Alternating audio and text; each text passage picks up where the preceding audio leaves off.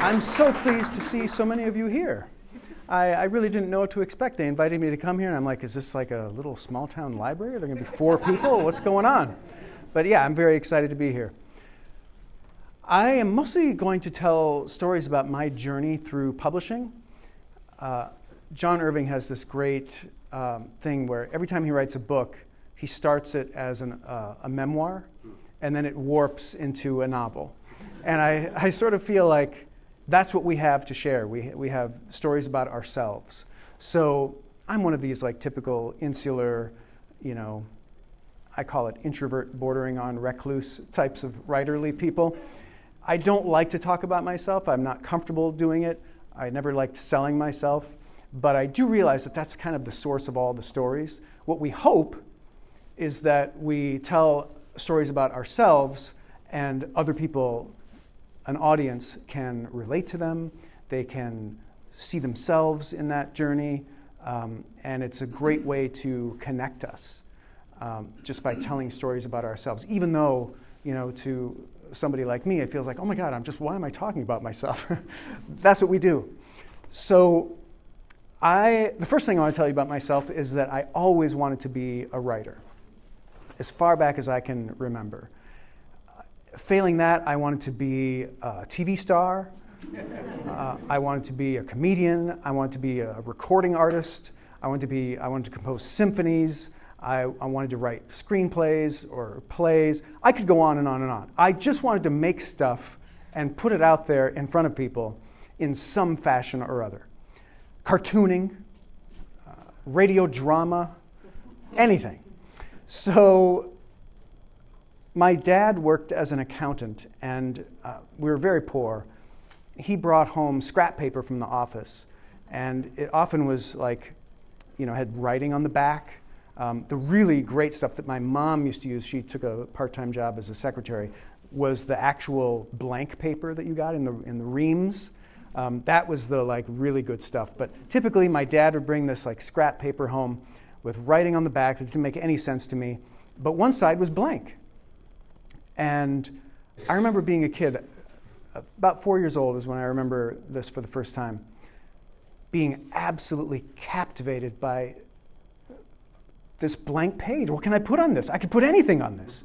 I could color, I could write my name 1,000 times, I could practice my letters, I could do anything. It was like this portal into another world. It was like this doorway to imagination land. It was absolutely captivating to me. Now I think back on this now, and because now I teach writing and I mentor people and I do a lot of writing myself. That's not how the blank page is anymore. We all are terrified by the blank page because when we're kids we don't have a filter and it's just like, oh my God, I can do anything. And when we're adults, suddenly we have this filter. Well, whatever I write down is going to suck. I'm a fraud. They're all going to laugh at me. Other people should be writing things on this blank piece of paper. The good people, the people who know what they're doing, not me. And we are all consumed by these fears and these anxieties. And it's just awful and it's terrible. And one of the main things that I always work with writers about is just be childlike. Go back to that time. Try to remember that time. And pour out do you think the stuff we put on that blank sheet when we were kids was good? No. Anyone with any sense, any literary critic would have said, you're a fraud, this is terrible, what are you doing? But we get all this positive reinforcement. Oh my God, that's wonderful. Like nobody's giving us that now. So that's another job of the writing teacher or mentor, is to be that person, to look at the crap and say, oh my God, that's wonderful, it's beautiful. And so I do that really well. And because I've been doing it so long and I worked as an editor for many years, I've learned how to do that while also being truthful. So I can tell them, this is complete garbage, you need to rewrite it from scratch, while at the same time saying, you're amazing, this is incredible, my God, what voice you have, And that's really the trick when it comes right down to it. So I began my journey in self-publishing at that same age 4. 1969. I published my first book, and it was called Riddles and Jokes. And what I did was I stapled together a bunch of those blank sheets that my dad brought home from the office, and I wrote jokes on them with pictures. You can do anything. I'm telling you, the blank page is amazing. You write jokes, you can put pictures on there. And I don't remember too many of the jokes. One of them I do remember, and it sticks out. It was it was so badly spelled you could literally not even understand it unless you knew me or had taught me how to write. That's about the only audience I had for this book. One of the jokes was, "Why did the skeleton cross the road?" Why? And the answer was, "Because he wanted to." A fraud! What are you doing writing? Somebody should have stopped me. But no, my mother and my grandmother loved it. They just thought it was the funniest thing in the world. So I was encouraged, and I did not stop. I continued so that was my audience, my mom and my grandma. I continued this self-publishing journey, and I bought, those little spiral notebooks at the dime store? Those are books. They're blank books. So I made, before I really knew how to write too much, I made ABC books out of those things. I would just do A is for apple or whatever, and then I would draw some cartoon, about an apple and try to make it silly, a worm coming out, chasing a guy. This is the sort of stuff I was doing. Again, any literary critic would have said, stop what you're doing right now. And I started to get experimental, and I kept doing this for a few years, up until I would say about age 11 or 12. I made a whole bunch of these books, and I started to get really experimental. I stopped doing ABC books, and then I started doing a book where you cut every other page, and it was like Al Jaffe's fold-in, sort of like that on Mad Magazine, where it's a half a page covering a full page, and you fold up the one half, and it's a whole different drawing with different text. And it was just like a fun, creative thing you could do. I made pop-up books. I cut out paper and made slits and put them in so you would open it and like things would happen. Remember pop-up books, all you need is glue and a pair of scissors. You can make your own pop-up book. So I had a lot of fun doing that. I still had not made a penny. I was not anywhere close to being a professional creative person. And I'm mostly going to focus on publishing, traditionally and self-published. But just as an aside, I want to mention that I did also record many radio drama sketches and shows. I made many movies on Super 8. I performed. I did talent shows. Anything I could do. Why I was so starved for creating things and putting them out there, who knows? We all have our reasons. Usually it's some kind of deep emotional wound. My dad didn't love me enough, and this is my subconscious way to get him to like me or appreciate me or whatever. I learned this when I started hiring writers at The Onion, and they were all the same. They were all driven to create comedy and put it out there, and they all had such sad childhoods and broken homes. And one of them, Dan Guterman, brilliant writer. He left The Onion. He now writes for Rick and Morty, the TV show. And he was telling me about how his dad left when he was young, and that's probably what drove him. And he submitted the story, and it was so good. And I was like, oh my God, Dan, it's so good. But Dad's not coming back. Sorry. That's not what dads do. But so, whatever propelled me, that's what I was doing. I was out there, I was doing this stuff, and I was enjoying it immensely. Because I still had not gotten to the age where people are telling me that I'm no good. I still haven't gotten that, I hadn't grown that adult filter that tells you, why are you being so silly? Why are you doing this? You can't do this. And that carried me through high school. And I started doing things in high school. And I did a comic strip for my high school newspaper, and I totally ripped off my friend, my best friend, Marcellus Hall, who did a comic strip for his high school we had met when we were in second grade, and we were cartooning buddies. And he had done a comic strip called Noah Spirit, about a kid who had no school spirit. And so I just stole it, and I just did the same comic. This is how all great artists steal. That's actually not true. Terrible artists steal. Because when you're a kid and you're starting out, you're terrible. And you just steal. You just copy what you see in Mad Magazine, you copy your friend Mars, and later when you become an adult, you don't steal. Then you're inspired by great art. And you just try to do something that, is similar or as good or whatever. But my friend Marcellus, he, just as an aside, he went on to become a great illustrator, and he does New Yorker covers now. And back when we were kids, his cartooning was amazing. Like, I always was just embarrassed to be drawing cartoons next to him. He was just so good. So, great person to steal from. And I did this comic strip, Noah Spirit, for my high school newspaper. And my teacher sent it away to a statewide journalism contest in Wisconsin. And I won first place. I was like, hey, maybe this is something I could do. That was my first real world validation of hey, what you're doing here, it doesn't suck that bad. And so there was a plaque they mailed me. Apparently there was a big dinner and a ceremony. It was put on by the Milwaukee Journal Sentinel at the time. And I didn't know about it. I probably could have gone and gotten presented this. I literally had no idea. So I just got this plaque sent to me in the mail.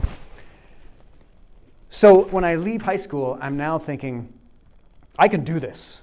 I can forge a living out of doing writing, cartooning, whatever I can think of. And I focus on cartooning because I got the award. That's going to get me, Universal Press Syndicate is going to open the doors wide.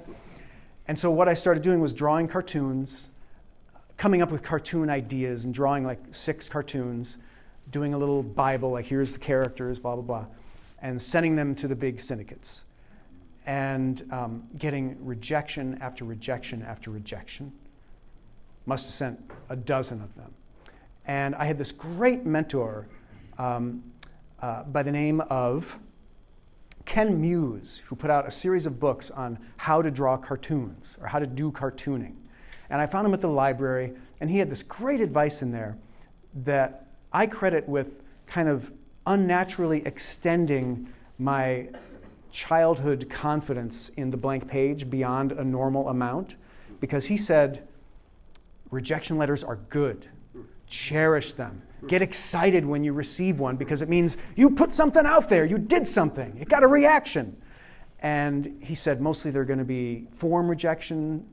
The syndicates don't even send a letter, they send a card. It's like an index card, pre-printed, saying, your work does not suit our needs at this time, or whatever. I was so excited. I framed them. My wall was lined with all these rejection letters. My mom is like, what?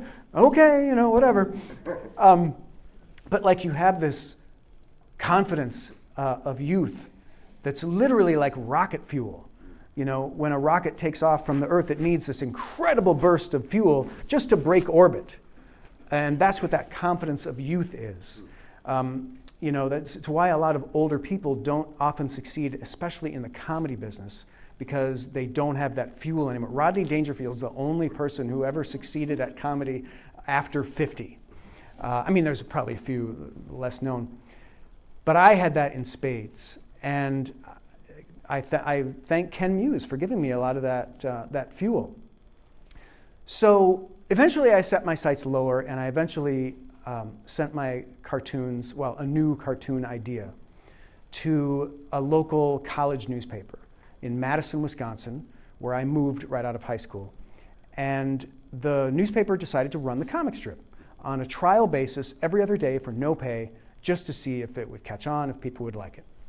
Now at this point, I'm by no means a professional cartoonist, but I have created several comic strip ideas, and I had the wall of rejection letters was a legitimate achievement.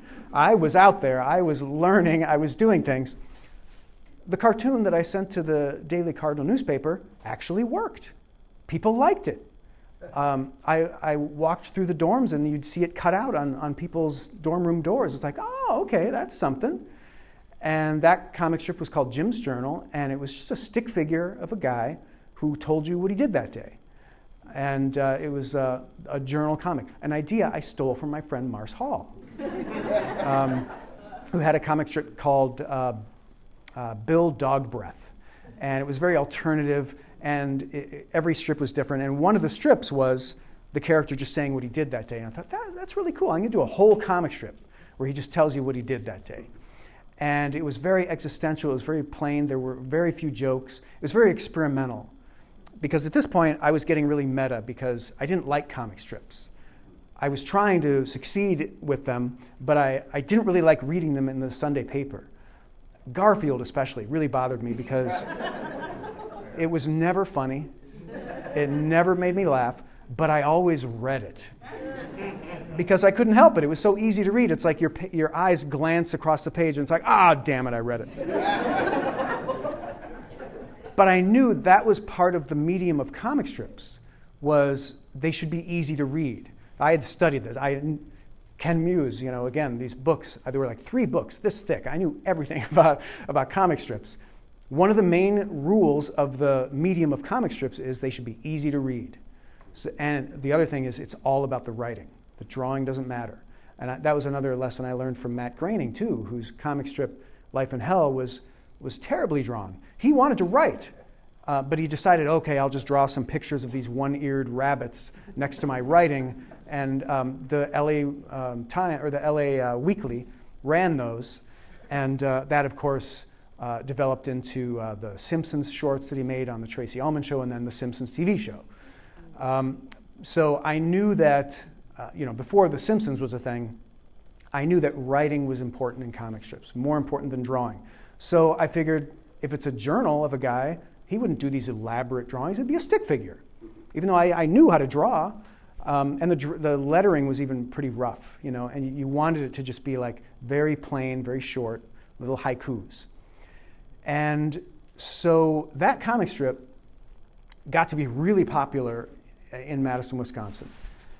They started making T-shirts with my characters on them at the local T-shirt shop, and they sold so well. Like, I can't even believe how well they sold. Every time I went outside, I'd see several people wearing the shirts. This was in the 90s when the big shirts at that time were the Bart Simpson shirt and the Batman shirt. The sales of my Jim's Journal shirts were consistent like this, and the Batman and Bart Simpsons went like that. Like over like a 2 or 3 year period in the 90s. It was insane how popular these things were.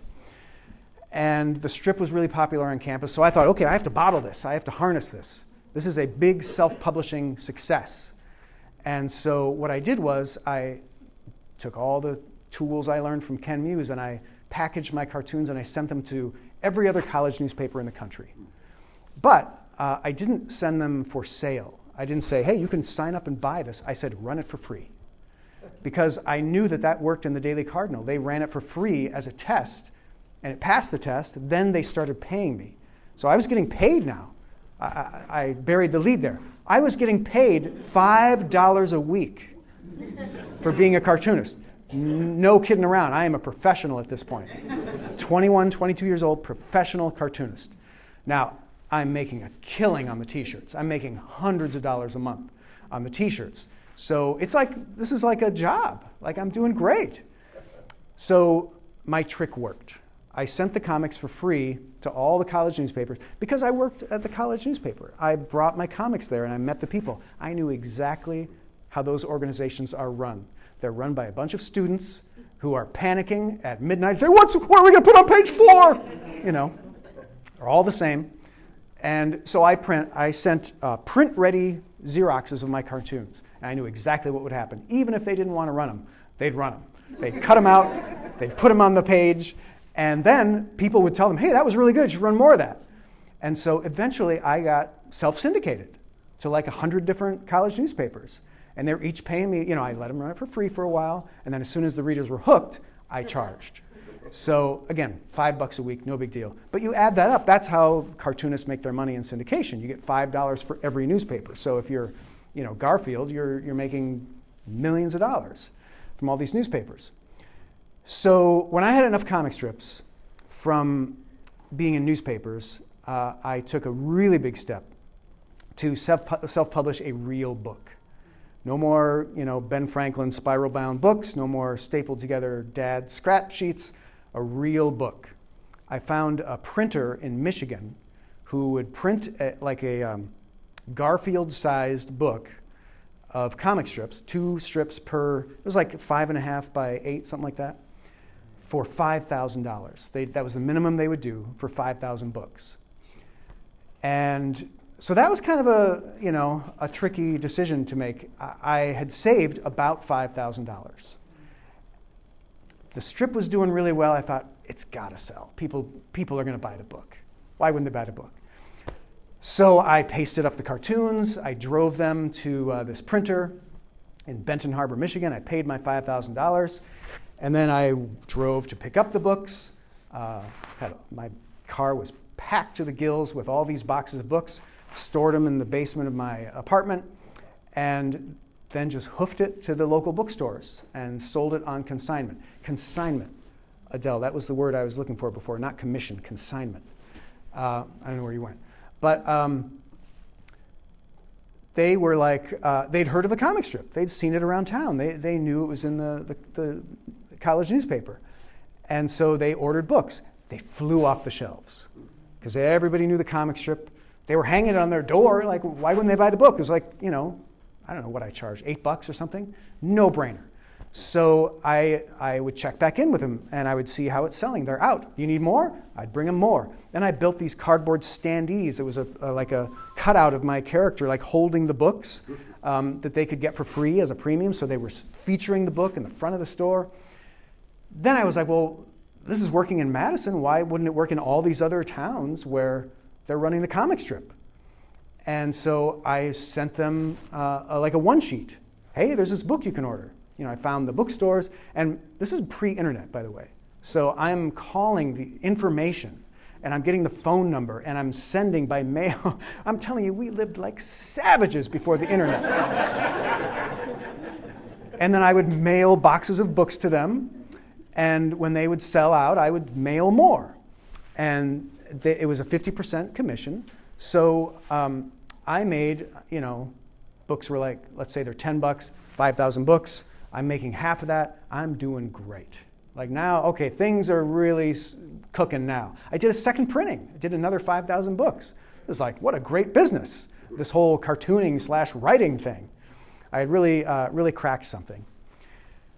And then a real publisher called me because, I don't know, what you guys know, the rubric for how you get to be a New York Times bestseller is very confusing to everyone. It's not based on numbers. It's based on, well, how many books did they sell at the Iowa City bookstore? How many books did they sell at the Strand bookstore in Portland, Oregon? And they add them up and they figure out, well, my book, literally hand-delivered to bookstores, made the New York Times bestseller list.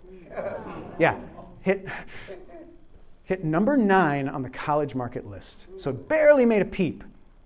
But a big publisher called me, Andrews McMeel. The people who publish all the Far Side books, the Calvin and Hobbes books, the best publisher of cartoon books in the world is calling me and saying, hey, we want to do some books with you. So I'm like, okay, awesome. Let's do this. They fly me down to Kansas City. That's where they're based. They're not in New York City. I remember somebody, I worked part-time at a radio station. It was all excited. I'm going to get a publishing deal. And I'm flying out tomorrow. And he's like, oh, you're going to New York City? I said, no, I'm going to Kansas City. And he's like, oh, okay, fine. But no, Andrews McMeel is the thing. Like, that's the publishing company you want to be with if you're publishing books of cartoons.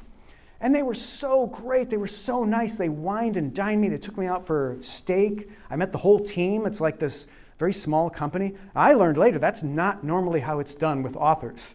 I think if you hit the bestseller list on your own, maybe that's how it works for authors. But you just don't get the whole publishing company wining and dining you. They put me up for the weekend. Like, it was a really amazing thing. And they wanted to do Jim's Journal proper. Like, they wanted to take over the merchandising from the t-shirt shop. lady. They wanted to do the books. They wanted to syndicate the comic strip to mainstream newspapers. And that didn't work out because the T-shirt lady signed this evil contract with me that I couldn't get out of. So I told them, we could do some books. We can do books. But it was a real regret and a real missed opportunity that you'll be glad to know someone else got that opportunity, and it was a great one. Because there was a student at one of the newspapers where my comic strip ran who started doing his own comic strip right below mine. And it was like a typical wacky college comic strip, but he was really inspired by mine, and when he left college, he created his own stick figure comic about a kid who... Do you know where I'm going with this? A kid who tells you what he does every day. It was called Diary of a Wimpy Kid. Yeah. God bless him, he's done amazing. So that's one of the tragedies of self-publishing. But meanwhile, I had my own things going. Because I was such a big man on campus with my comic strip, I got involved with this startup humor publication on campus called The Onion. These two guys were starting up this publication, and they wanted me involved because I was I was the guy. I was the college humor guy in Madison. And that's a whole nother story, but that's a self-publishing triumph because we self-published our own newspaper, and we did it every week, and we just distributed it free on the street. I drew several other cartoons for The Onion at first, and a few years later I ended up running Jim's Journal in The Onion, because I owned it. After a year, these two guys bowed out and they sold me The Onion. So I was the owner-editor for many years and hired the writing staff and everything else. So to continue along our track, by the way, I have no idea what time it is or how I'm doing on time. Do we have a clock? 2:20. How are we doing, Alexis? It's 2:09. What's that? It's 2:09. It's 2:09. When do I need to stop talking? That's the main question I have. 3:30. No. Anyway, do you want to, if you have an idea, maybe just give me like a sign for like 15. You've gone 45. Stop. All right. Thank you. Alexis, everybody, doing amazing work here. She was the one who brought me here. So the Onion was a weekly publication that I owned and edited for many years, and we built up this writing staff, and we did a very similar thing that I had done with my comic strip, where we were giving it out for free on the street, and we thought, well, it's becoming really popular in Madison. Why don't we try sending it out to other cities? And we kind of built this franchise model with The Onion where we put local ad staffs in cities like Denver, Milwaukee, Chicago, and then we made the jokes, the fake news stories, and we would send them to them, and they would just print those around that. And it was a really great, wonderful model. And then this thing called the internet came along. And one of our tech guys, a designer, came to me and he said, we could take all this content that we're putting in the paper and we could put it on a thing called a website. And I was like, great. I was all about getting it. You know me, I wanted to do radio drama. I wanted to do movies. I wanted to do everything. So we're already doing an Onion radio show. We're already working on an Onion comedy CD, an Onion TV pilot. When he tells me about this new thing, I'm like, I don't care what it's called, we're doing it. And so we have to buy the domain, theonion.com, and we bought it from a hippie who lived in his mother's basement and had like several servers on his wall. He was some kind of like nerd, and we bought the domain from that guy for $400. He somehow knew like how to get in touch with the Internic and the World Wide Web Consortium or whatever. I don't know anything about that stuff, but a few years later, we bought the domain onion.com for $10,000 because somebody had squatted and taken it, and we just, wanted that. But when we started doing the website, that's another form of self-publishing. Now we're self-publishing a website. And now the Onion is being read all over the world. And we're doing it so early that it's the first and only humor website. So if you go online, you're going to find there was no Google. I think you found there was a historical library site where you could research things about old presidents. There was some proto-Amazon thing where he was selling books. And then The Onion. So we were kind of the only game in town for a long time there. And suddenly, everybody starts discovering The Onion, talking about The Onion. Now, Alexis mentioned that Rolling Stone had named me one of its top 10 favorite writers. That was during the Jim era. The favorite writer they named was Jim. And it just said the list of top 10 writers, number 2, Jim. I was like, okay, fine. But The Onion was a very similar thing to Jim's Journal. Jim's Journal didn't have my name on it. It said Jim's Journal by Jim. That was the conceit, was that the character was writing the strip. And The Onion was also hiding the names of the writers because we wanted it to seem like it was this huge engine of truth on high, passing down the information to the commoners. And if you put names of people on it, it just humanized it too much, and it made it too accessible. And that kind of ruined the joke for me. We're doing the Onion, and we're putting it online, and we're doing the radio show, we're doing the comedy CD, we're doing TV pilot. I get a call from an agent who has an idea to represent Jim's Journal, because he's seen my books, he's seen how well it's doing, and I'm 2 or 3 years into the Onion's doing pretty well, and he calls me in my Onion office. And I told him, well, I already found this guy to help me. As soon as I got the offer from Andrews and McMeel to do the Jim's Journal books, I asked the only other person I knew who had an agent if I could talk to his agent, a guy named Jeff Herman, who's still an agent. He works at a place called the Jeff Herman Agency, to help me negotiate that deal. And he was kind of like my agent. Well, this new agent is calling from New York. Jeff Herman's in Ohio or something. Dan Greenberg is an agent in New York, and he's calling, and he wants to represent Jim's Journal. And I'm telling him, well, I already kind of have somebody with that, but I got this new thing called The Onion. Maybe you'd be interested in repping that. He's like, nah, no thanks. And he calls me back an hour later. He says, yes, because he talked to his wife, and she had a computer. And so Dan Greenberg flew me out to New York, and we decided we should do some Onion books.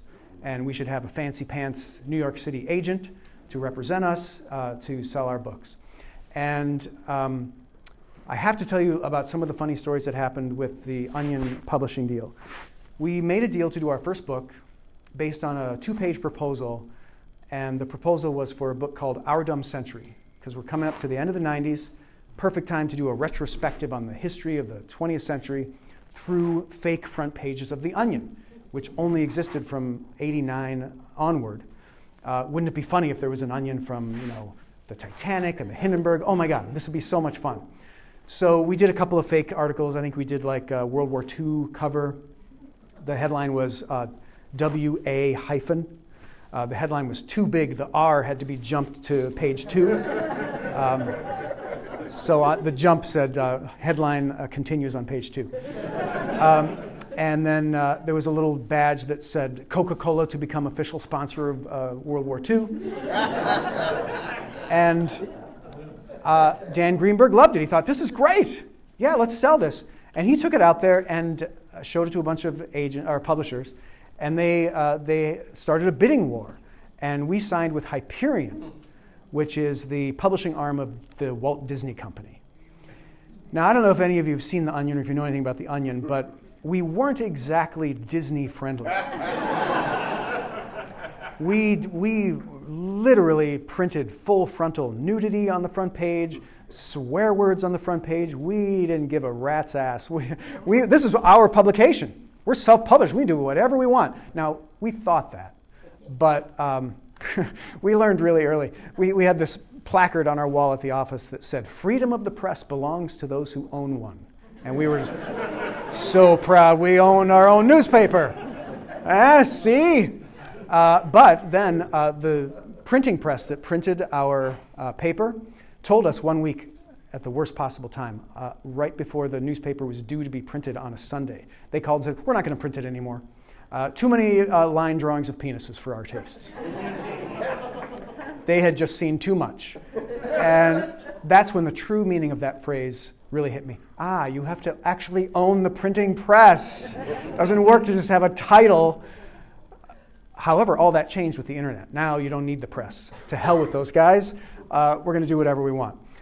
But we did get in trouble with the post office because apparently when people subscribe to your publication and you send it to them in the mail and there's full frontal male nudity on the front page, that can result in a $250,000 fine and or prison. So my business partner and I were very scared for a while that we would be going to prison. We found this incredible lawyer who actually tried to sue us.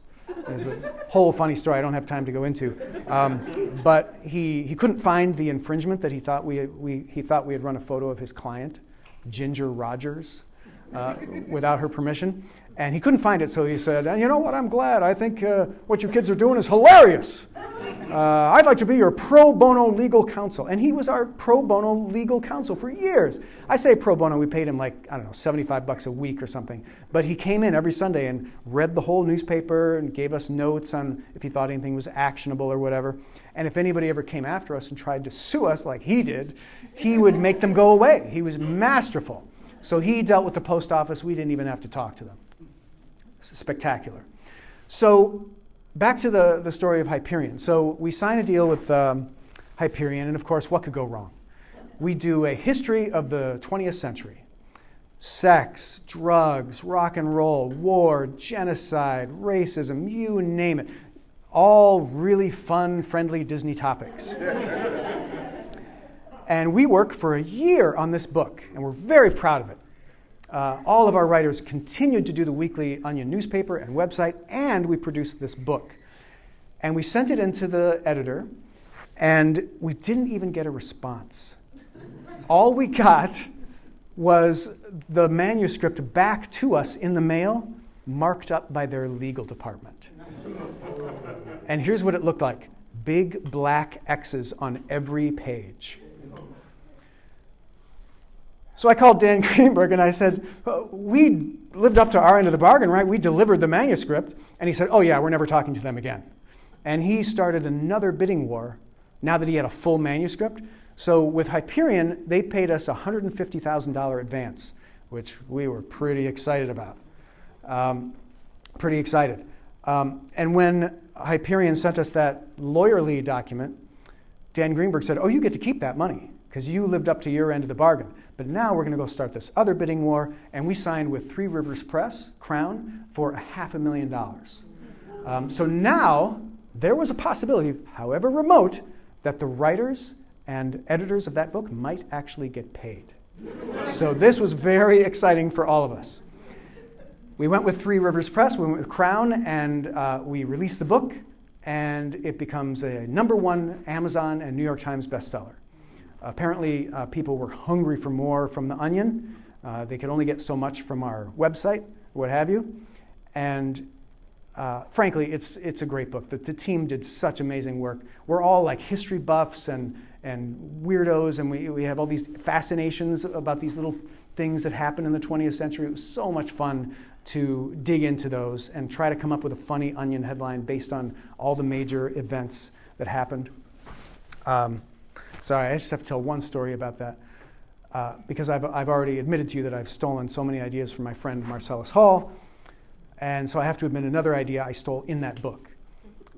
We made fun of Bob Hope so much in the Onion because we felt like he represented the old comedy, and we were doing the exciting new young people comedy. And so we made jokes about how, oh my God, why isn't he dead yet? And like all this, it's just mean, just being super mean. Well, we're researching the book, and we want to do the definitive Onion headline story about the Bikini Atoll nuclear test. Big story from the 20th century, the very first nuclear bomb test. They blew up these islands for no reason, displaced all the natives and just destroyed their homes. And we couldn't crack it. Now, there were some other stories of the 20th century that were also really hard. I remember the Kennedy assassination was really, we went through several rounds of brainstorming to try to come up with a really good headline for that. But the Bikini Island Atoll one was just, we're stumped. Like, what's the joke? How do we do this? I discovered in my research, reading a book about it, Bob Hope tells this joke about it, and like, that's the joke. It's perfect. So, okay, I'm stealing from Bob Hope. Shamelessly, unabashedly, took his joke. And the joke was, U.S. Army finds only place in the world untouched by war, blows it to hell. Thank you, Bob Hope. He had a great team of writers, by the way, that everywhere he went, he was always like spouting these amazing witticisms. It was because he had this full-time team writing jokes for him all the time. So really, thanks to his team. Anyway, so we do our book. It's a big success. I get invited to go on the Conan O'Brien show back when they used to have authors on late-night TV shows. And Conan O'Brien is buttering me up one side and down the other because he's such a big fan of the book. And we make a deal to do our second book, and now we're getting like offers of $1 million advance or $1.5 million advance. The writers still haven't gotten paid for Our Dumb Century. But the second book, and now at this point, I've sold much of my ownership to these bean counters, these business guys. And I make a deal with them. I say, okay, if we do another book, the writers need to get paid. And they were like, well, we can't afford it.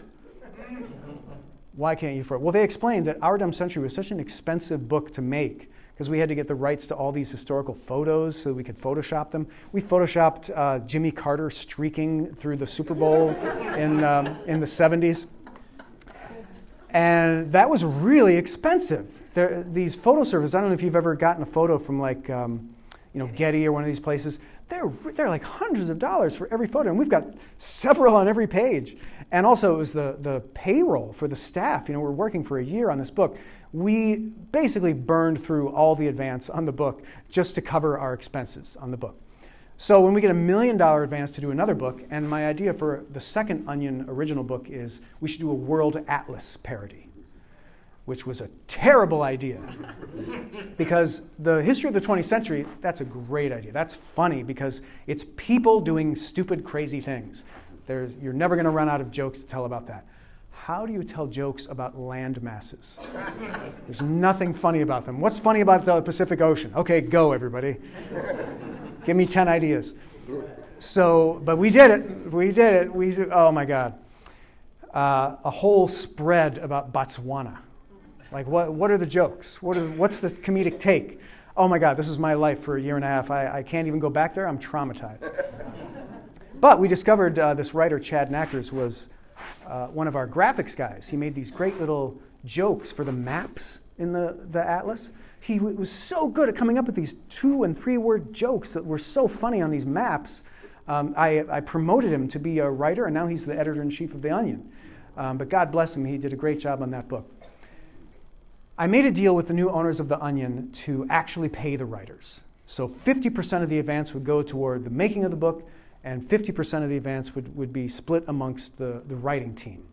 So that was a big labor triumph for me, where we actually got paid to write the book. Okay, so yeah, I want to tell one more story about a publishing triumph, and that is, and it relates to my interest in doing radio drama. Because in 2004, when George W. Bush got reelected, at that time I was doing voice work for radio commercials, and I did impressions of all the presidents. Whenever The Onion would do like the radio news and they would need a quick quote from the president, that was always me, because that was a thing I took pride in. When I was a kid, I learned how to do Ronald Reagan, and I would call up radio stations, and they would put me on the air and talk to people being Ronald Reagan. This is a thing I did. So in 2004, I didn't really have a George W. Bush impression. I found it to be a very difficult voice to crack, because it was like part New England, part Texas. It was very strange gobbledygook accent.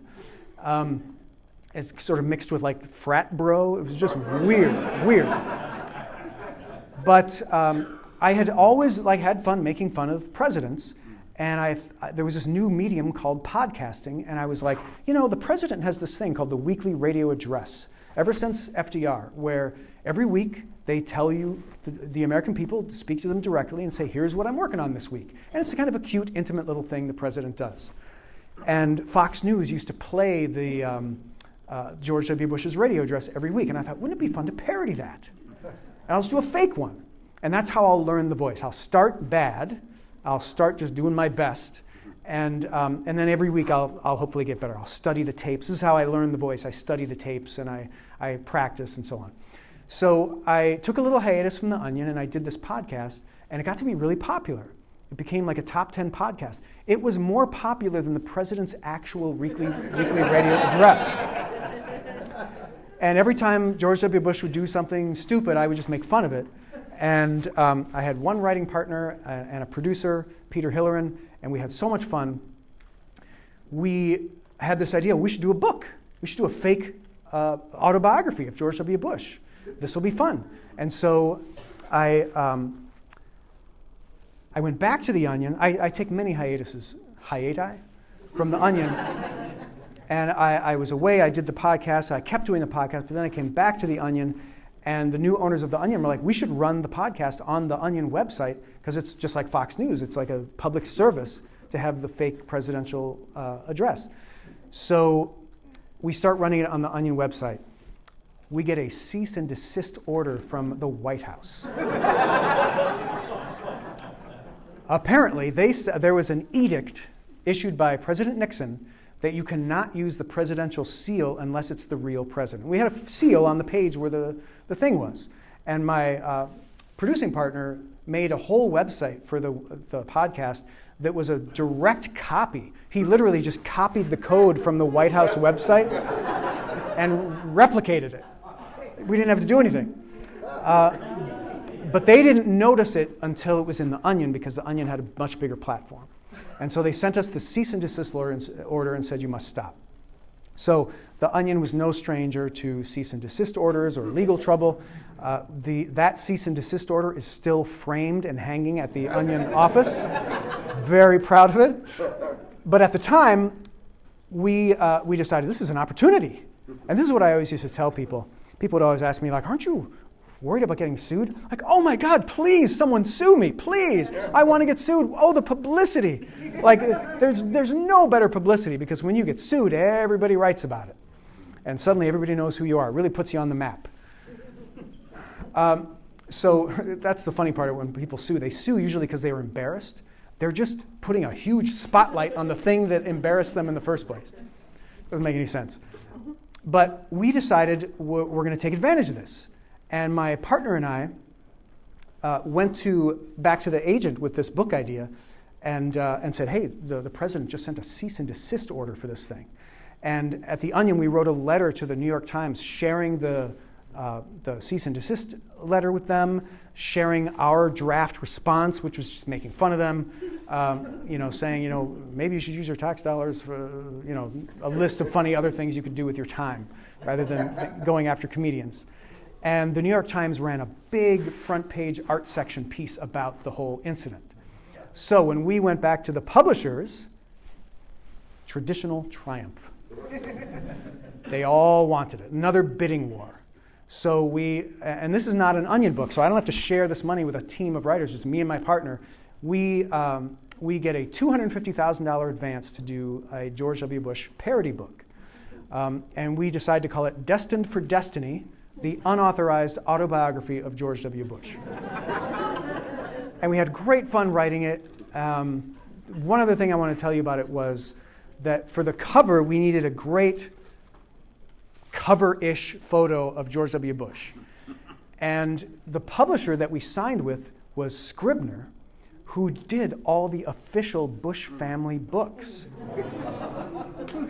And they had a beautiful library of photos of Barbara Bush, George H.W. Bush, George W. Bush, Jeb Bush, photo sessions that they had set up and paid for. And there was a session where a photographer went to Crawford, Texas, and took all these pictures of George W. Bush with his boot on the fence going like this, looking like that, with his like leather jacket. And I'm looking at that and said, that's the cover right there. And so he literally posed for our book. And now he can't ever use that photo because it's identified with that book. Anyway, the book comes out and it leads to a traditional tragedy. Because the book comes out, it does fine. We're never going to earn back that $250,000 advance. But what happens is, you know how advances work. They pay you a third on signing, a third on delivery, and a third on publication or whatever. And that's like a year. And so we do the book, and through some weird machination, the new owners of The Onion didn't want me to use Dan Greenberg, who was The Onion's official agent and my personal official literary agent. They didn't want us using him for this other book because it wasn't an official Onion book, so they made me get a different agent. So I got this agent, Jonathan Lazier, who was, a decent New York City literary agent. Had a small agency, like a boutique agency, and he repped the book great. He managed the bidding war wonderfully. But before we got our final third payment, he had a bookkeeper cook the books, change the structure of the company, take all his money, and skip town. Yeah. So we never get paid. We never get paid the third part of our advance. And this person who, and here's the tragedy, is I don't remember her name. I'm sure I could find it if I dug it up, because I want to tell you her name so you don't ever work with her she works as an agent now. She moved to Hudson, Wisconsin, and started her own boutique literary agency. And I called her once and I said, hey, you skipped town with all my money from the deal? She said, oh no, that has to do with John Lazier. It has nothing to do with me. I didn't do anything. It's, and I knew the whole story. Like, we had gone through the whole thing, and they had sued and countersued and stuff. It was a terrible situation. I wanted I wanted to get paid, and she refused to pay me. But I'm not the sort of person who holds grudges, so I don't remember her name. And like I said, my only regret is that I wish I knew it just to tell you, so you wouldn't go get represented by that person. In the few minutes that I have left, I kind of want to catch you up to where I am now. So I've left The Onion. I self-published this series of books, How to Write Funny, on Amazon. Thank you very much. In 2014, when people were first starting to do self-publishing on Amazon, and it was a really great experience. There's a reason Amazon is a monopoly, because they pay authors 70% royalties. You're never going to get, when I stopped selling my Jim's Journal books on consignment to bookstores and went with the big publisher, Andrews McMeel, they got the books everywhere in the world. I made less money than when I sold it myself, because 50% is nothing to sneeze at. When you do a big publisher, you're getting 7.5% tops. And you're not there personally to hound them and say, how many more do you need? They have their systems. But Amazon pays you 70%. So, and you can check the box, and they'll distribute it to Barnes & Noble and Ingram and everybody else. So my book did really well on Amazon, and I started missing doing the creative stuff. These were nonfiction books on how to write comedy. So I decided, well, I want to write some novels. I want to write some other stuff. So I came up with a fake pen name and a fake author website, a fake author platform, and I put out some books under this pen name that were books that you wouldn't really expect to come from me. And this is the thing I've dealt with in a lot of my career, is that when you're in any kind of entertainment business, show business, and writing is no different, you have a reputation, you have baggage, and if you try to do something that's too outside the lane that people think you're supposed to be in, they don't accept it. And it takes a lot of work to try to maneuver, whatever. I didn't want to deal with any of that stuff, and that's often how I do things. So one of the reasons why I often don't put my name on things, because I don't want people to have the baggage or to know, where is this coming from? Who is it? What have they done? No, I want you to think this just came from the sky. That's what I prefer. So I put out these novels and had a great time. I wrote a series of 3 novels about some mind-reading teens, which was great fun. And then I wrote a science fiction book about a guy who's moving through time in reverse, which is a lot of fun. And I guess I would call those triumphs, because it was really satisfying to be in control of the whole process and to be able to do that on Amazon. But in the last couple of years, I decided that the situation really changes. For many years, I was like, don't publish traditionally anymore. Nobody should do it. It's just not worth it. It's not enough money. They never promote the book enough. They never pay you enough. Self-publishing is the way to go, because you can control the marketing and you can push it and you can build a platform and sell to your list and all this other stuff that self-published authors do. And I would occasionally do a traditionally published humor book in addition to doing these self-published books. And now I'm kind of back to where, I don't know, there's some good things about traditional publishing. You still have to do all that marketing, but it's nice to get the advance. It's nice to have a team helping you, because even if you are doing all this marketing, at least you have a marketing team that you can work with. It's not just you doing it by yourself. So in the last year, I started submitting and selling books traditionally again. And my next book is The Strunken White for Humor. It's called The Elements of Humor, and that's out in December. That's through Wiley. And I'm doing another book called Creativity Machine. That doesn't have a release date yet. But that is the distillation of the process for how to come up with great ideas that I feel like I've cracked. Much like I feel like I cracked the code for how to write comedy and spelled it out in how to write funny. I spell out the code for how to come up with really great ideas in The Creativity Machine. Really excited about that book. If any of you end up seeing it, I hope you like it. That doesn't have a release date or a publisher yet. And another book I just sold is my Onion story, sort of the rags to riches story of The Onion, which I self-published a version of. But I kept getting queries from people who found this self-published version of this story saying, hey, any interest in selling the movie rights to this? I got like 2 or 3 queries like that, and I would send them to Jeff Herman, who's like the only agent I was still in contact with, my original agent. And he was like, yeah, it seems like a pretty good opportunity. And then I got a new agent. I got a new agent, Mark Gottlieb at Trident Media Group. They're one of the top agencies. They're really good. And I got some talent agents in Hollywood at the Buchwald Agency, which is one of the big agencies in Hollywood. And so I eventually thought, you know what? I get all these offers for the movie version of my life. I should do a new book, traditionally publish it, and sell the movie rights, because there's obviously a market for it. And so I do that, and I sell it to Matt Holt Books. It doesn't have a publisher date yet, but we did the deal, and I told my other agents about it, and they went and pounded the pavement. And just in the past month, we made a deal with a major movie studio, I can't tell you who it is yet, to do the life story. And it's, oh my God, it's so funny. It's almost like I'm back at the Onion days, because movie studios offer to buy your life story for like 20 grand or whatever. And so, but my agent's like, no. You're gonna get this lawyer guy I know, and he's gonna negotiate a better deal. And so now they're countering and counter-countering, and we're like in the hundreds of thousands, millions of dollars for this life story. Very, very exciting. It's gonna be a really funny book. It's called The Onion Story. And I don't know when or if the movie is going to be made. You know how these things go. Who knows if it ever happens. But it's a very exciting thing that's happening to me recently that I'm excited to share with you.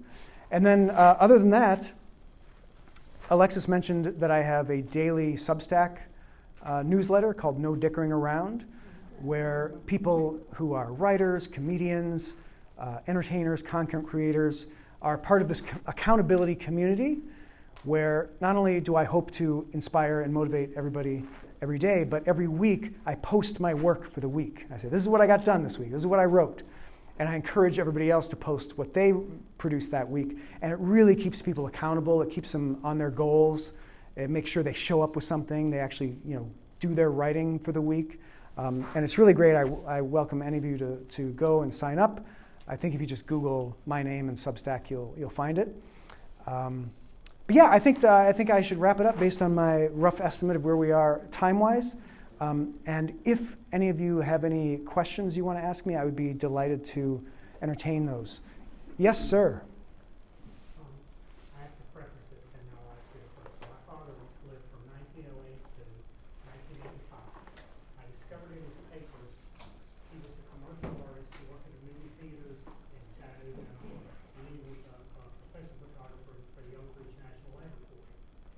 For whose national laboratory? Oak Ridge National Okay. Laboratory. Bikini Atoll. Oh, okay. And I found his original, his credits, how he got trained. And so I did some research with it. So my question for you is, did you ever answer a draw me ad? Did I ever answer a draw me ad? I'm sure I did that 2 or 3 times. Yeah, where you draw this character and you might get admitted to. Yeah, I'm sure I did that. His whole career, my master's degree. Yeah, that was a real ticket into cartooning school. George Schultz. Yeah, it was really a legitimate way to get started. Because like my friend Marcellus had taken a class like that. He had done that. You had the rejection letter from him? No, he didn't get rejection letters. His cartoons were really good. Yes, ma'am. So you're in the same ecosystem as National Lampoon and Jon Stewart and all that. Yes. So are you guys like stand-up comedians and you party together and hang out, or are you like Brooklyn writers and you like hate each other? We are all introverts and recluses. So the National Lampoon is pretty much gone. But like when Jon Stewart was still hosting The Daily Show, I would show up at the office to say hi, because a lot of my writers went and worked for him on his show.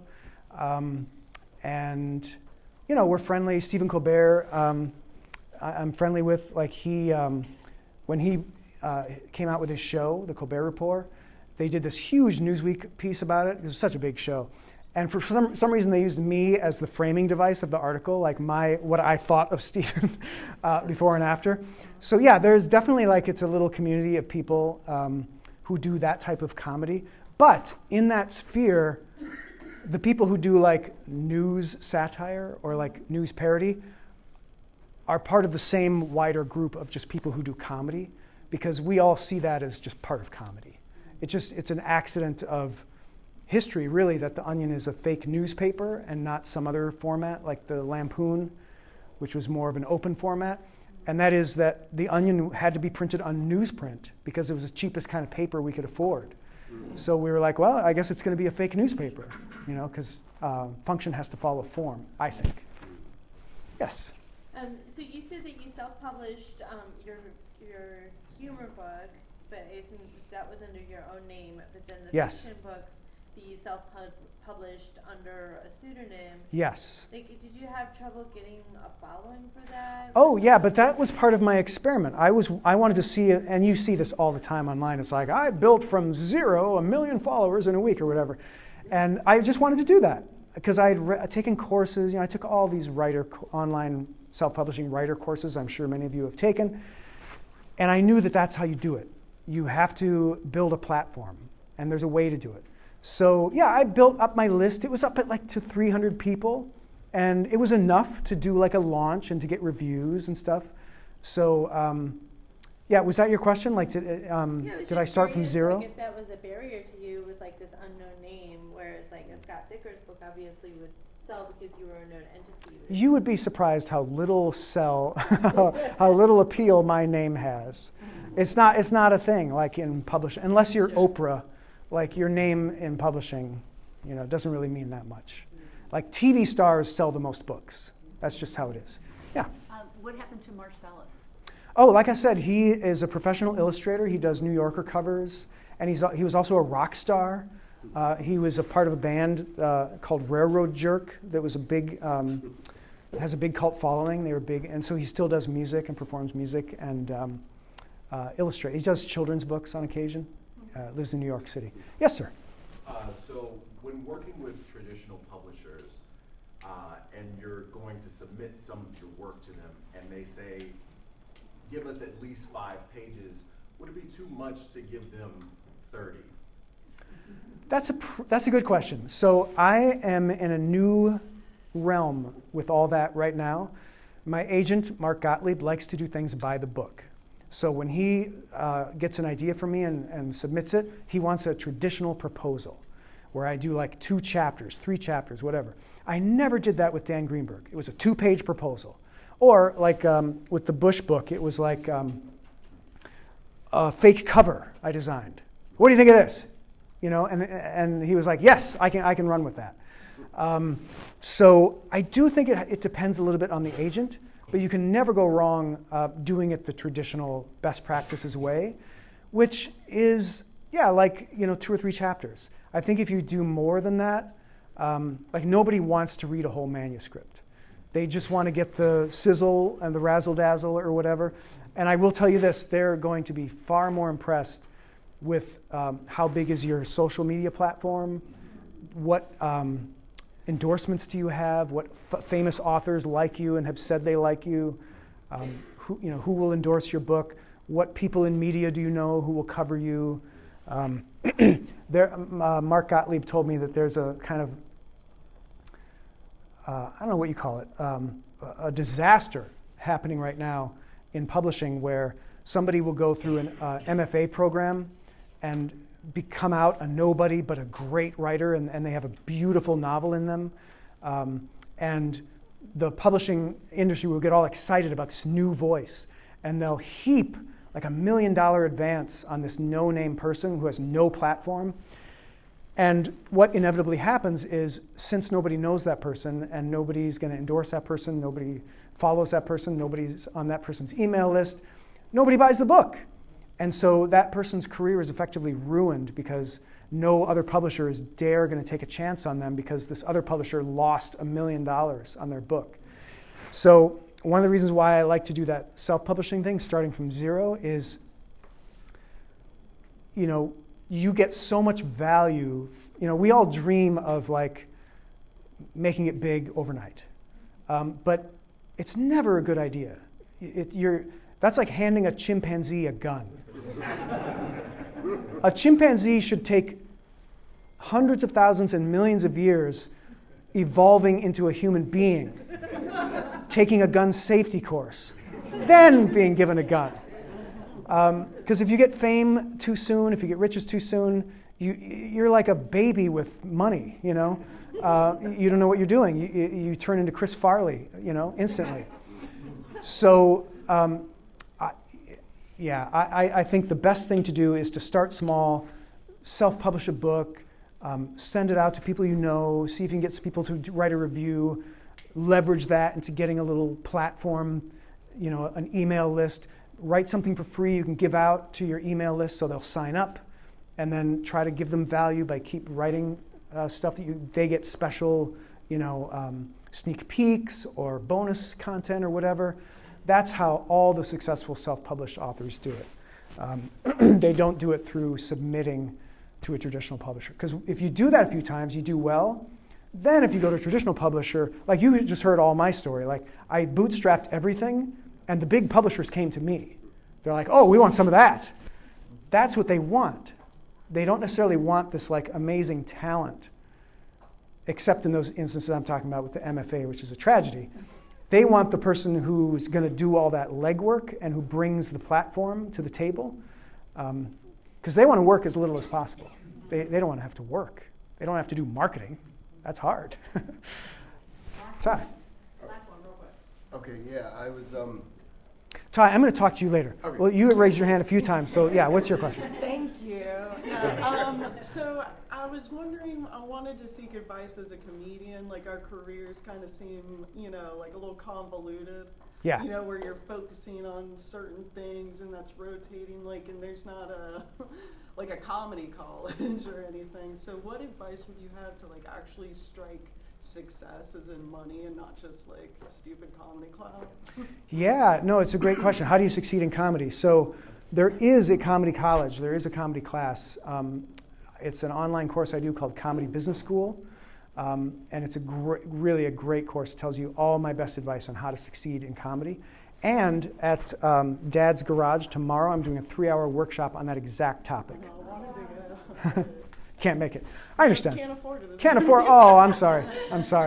I'm going to record it, and I'll probably put it on my website for cheap. So, But to answer your question in short, I think the best way to succeed in comedy is to do the opposite of what you're talking about. Like you said, that there's a lot of things that's kind of scattered.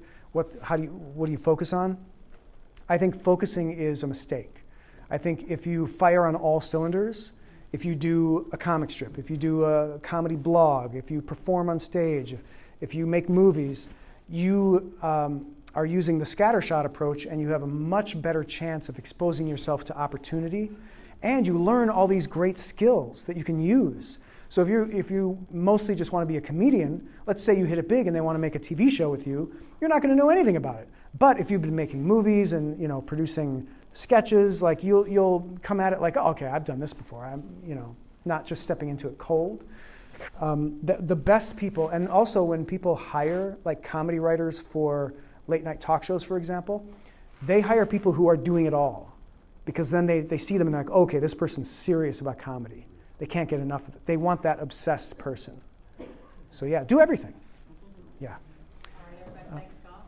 Yeah, thank you, everybody. It was my pleasure to talk to you.